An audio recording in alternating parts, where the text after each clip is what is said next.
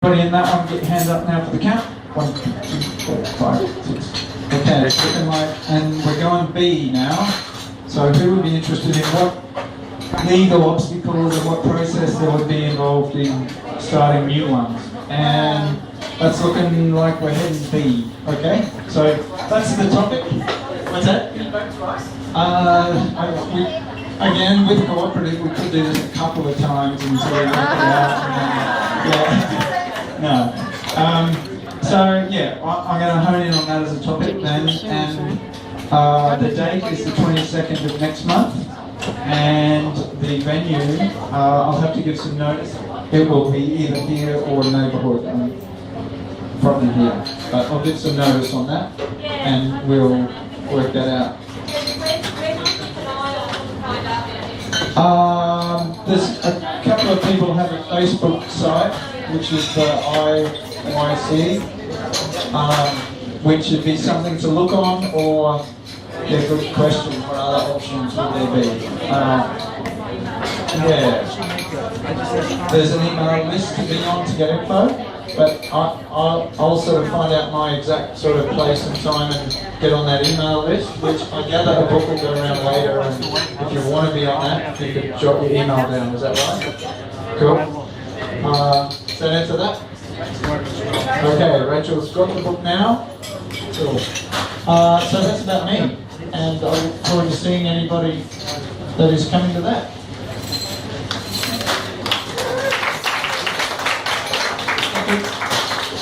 Speaker who will discuss cooperative technology and social networking. Please welcome Andrew Martin.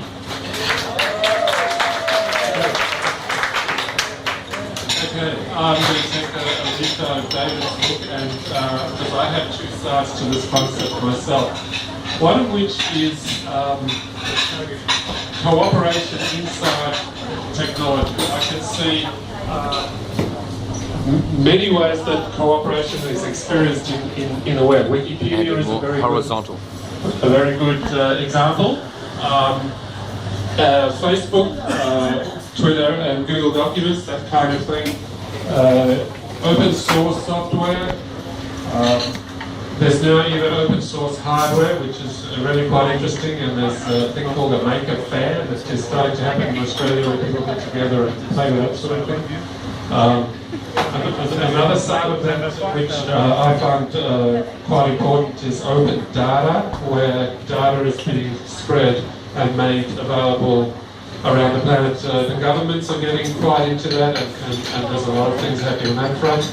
I think that it's just come around and made players called crowdfunding, where people get funding for projects by putting their name down on a thing like a Facebook, and people vote for it and projects get underway.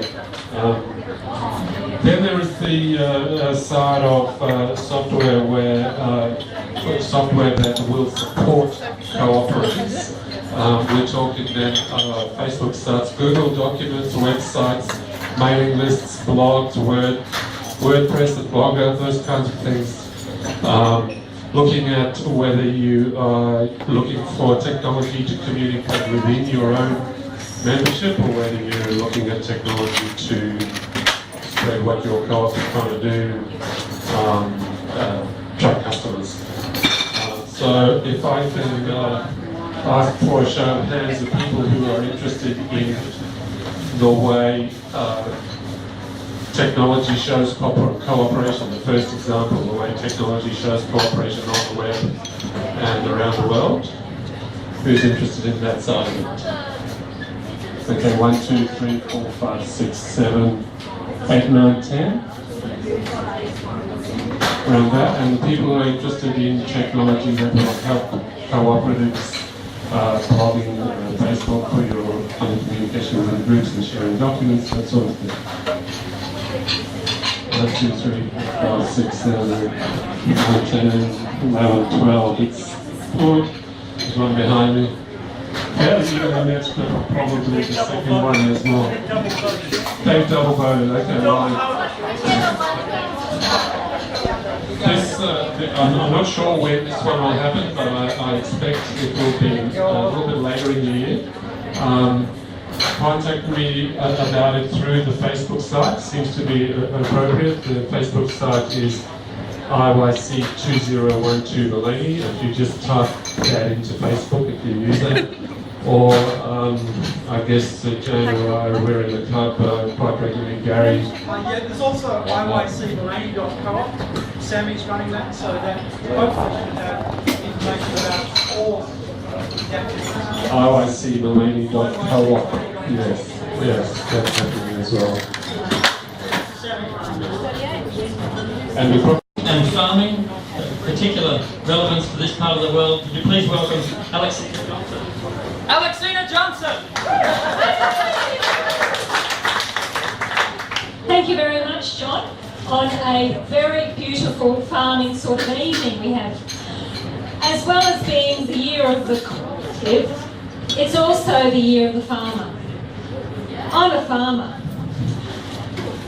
And it has come to my attention after not only working the land, but working in my community, that we have a need, and I'm sure the audience here tonight is aware of that need. Local food production, where are we going to get all the food that we need to eat in our different areas? Share farming is an old concept, but it's a good concept. And it's been my privilege to work on this project for the last 6 months with the help of our local council. And out of that project, I anticipate great things. I look forward to be able to share some of in August, when it is my privilege and pleasure to stand up in front of you all, hopefully. That's all I'm going to say to you tonight about share farming, except to mention that it's about cooperation, it's about partnership, it's about allowing people who were farming in the past, assisting those people who want to farm for the future. It's about those people who have property, who are, for whatever reason, time poor, or who just don't know how to share that property with who want to start farming the land. It's my great joy to be able to have that opportunity to connect those people, and it would be my pleasure to ask your help in doing that too. So thank you very much for listening to me. To speak to the topic of his couch session, we come to Michael Towsey, Innovative Banking. But before introducing him, I just need to put you in the mood. Which of us has not stood in front of a financial institution, gazed upon the awesome might and power therein and thought, I love you? Michael. Well, I hope you're all saying that about me now. Like that? Okay. I'm coordinating two of these on the couch sessions. Hopefully you don't end up on the couch. Later in the year this will be. First one is on community currencies and community banking. And of course you're all familiar with LETS and you're all familiar with traditional banking, but there have been lots of other schemes that have been tried and have worked practically over the years. Would you believe, for example, in 1971 that people who lived in Dublin were using bottles of Guinness as currency? Would you also believe that that idea didn't work for very long? Anyway, so on this evening the planners will have 4 or 5 people talking on particular forms of currency and banking that they're familiar with, stamp currencies, producer currencies and so on. And we'll have a discussion about LETS and also a particular discussion about why did the Baroon dollar not work. So see what you make of that. And the second on the couch session I'll be doing is a hypothetical, so you'd be familiar with the Jeffrey Robinson hypotheticals on the ABC. So it looks like I can even face this one. This hypothetical will be Maleny in 2015. The good news is that in 2015 we're all still alive. The bad news is that the global financial crisis is spreading its tentacles, and the purpose of the evening is to look at how a cooperative economy could respond to the global financial crisis in Maleny.